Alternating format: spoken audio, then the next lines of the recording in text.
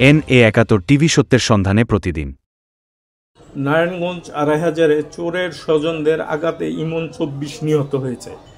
নারায়ণগঞ্জ ২৫০০ উপজেলার ব্রাহ্মণদী ইউনিয়নের মাউরাদি বাজারে ৫ অক্টোবর রবিবার রাত আনুমানিক ৮টার দিকে চোর ইমরান পিতা সিরাজুল ইসলাম গ্রাম ফাউসা চুরি রিকশা নিয়ে মাউরাদি বাজার দিয়ে যাইতেছিল। এমন সময় এলাকাবাসীর সন্দেহ হলে চোরকে ধরে ফেলে। চোরের স্বজনরা হামলা চালিয়ে চোরকে ছিনিয়ে নেয়।